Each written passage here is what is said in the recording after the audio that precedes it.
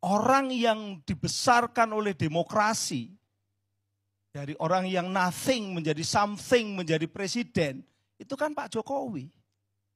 Pak Jokowi itu siapa sih yang kenal sebelum tahun 2014? Nggak ada yang kenal.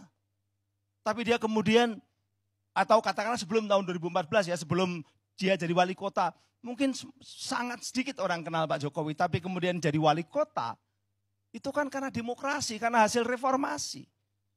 Jadi gubernur, kita semua bangga betul bahwa ada orang yang dulunya tidak dikenal, bukan anak jenderal, bukan anak tokoh besar, bisa jadi presiden. Itu kebanggaan, itu hasil reformasi dan demokrasi.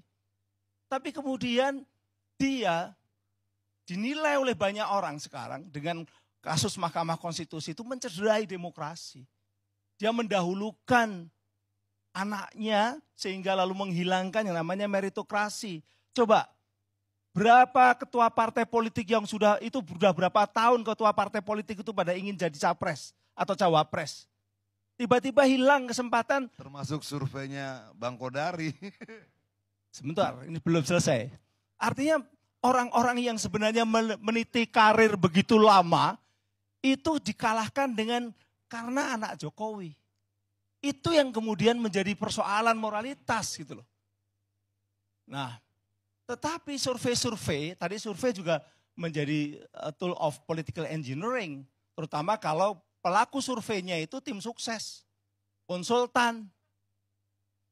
Makanya harus jelas ini, harus diklarifikasi. Sebenarnya mereka ini tim-tim independen dibayar oleh siapa, independen atau tidak. Makanya sekarang ini kalau di era post-truth itu ada the death of expertise. Matinya para pakar. Kami ini kadang-kadang nggak dipercaya kalau nggak sesuai dengan keyakinan mereka. Sekarang juga terjadi the death of survey. Kalau tidak ada masalah, saya yakin orang kampus juga tidak akan cari masalah.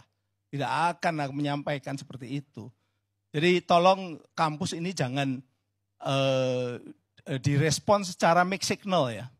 Di satu sisi diremehkan, suaranya nggak terlalu penting terhadap elektoral. Malah menurunkan kelompok elektoral tertentu. Nggak ada urusan. Kalangan akademisi tidak ada urusan dengan mau turun, mau naik. Itu yang dilakukan oleh mereka hanya menyampaikan gagasan yang terkait dengan menyelamatkan demokrasi dan Indonesia. Dan kemudian juga menyelamatkan moralitas demokrasi ini. Jangan mengaku demokrasi tapi ternyata adalah tadi memupuk dinasti dan sebagainya. Itu. Nah. Sebentar Prof. Kalau misalnya, ini interupsi aja biar agak... Sebentar, saya itu sudah terbiasa untuk Anda interupsi dari dulu. Jadi tolong sekalian ini jangan menginterupsi saya. Kalau dulu saya membela Pak Jokowi ketika belum ada kasus-kasus seperti ini, makanya dulu Pak Jokowi nggak pernah ditertawakan. Tapi ketika sekarang Anda membela Pak Jokowi, sekarang Pak Jokowi jadi bahan tertawaan di mana-mana. Bang Fadlizon lupa bahwa beliau ini pernah dirjen di Kominfo. Pernah ketemu. Ya, gini. Pertanyaan saya itu sederhana aja. Kalau misalnya ternyata surveinya tuh yang lebih tinggi itu 03 atau 01. Kira-kira akan ada nggak itu? Tidak. Terus terang kalau kami akademisi sekarang ini tidak peduli dengan persoalan survei. Biarlah yang kami pedulikan adalah supaya demokrasi itu bisa berjalan jujur dan adil. Itu saja. Dan berlangsung sesuai dengan koridor hukum maupun etika. Itu yang kita minta dari belasan tahun Iya, yang lalu. ya sudah kalau begitu. Iya, dari belasan tahun lalu. Kalau itu bagus. Saya menyuarakan kritik sebentar, ini udah saya bicara tadi, dari Anda bicara tadi saya nggak ngomong loh ya. Ya gini, kalau memang kampus itu dianggap seperti Anda tidak ada masalah, kenapa masih ada banyak kampus-kampus itu juga diganggu ketika mau melakukan deklarasi? Di kampus saya diganggu, terus terang di kampus saya diganggu. Teman-teman saya itu mau melakukan menyampaikan pendapat supaya ada katakanlah teguran moral atau etika. Kami dikatakan sebagai, ada yang mengatakan langsung itu ada.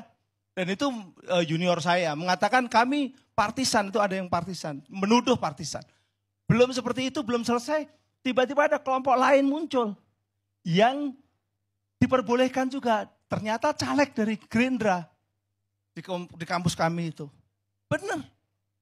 bukan orang kampus, bukan akademisi dalam artian sebagai dosen, dia hanya alumni yang kebetulan juga satu partai dengan Anda dan menyuarakan hal yang berbeda dengan kami.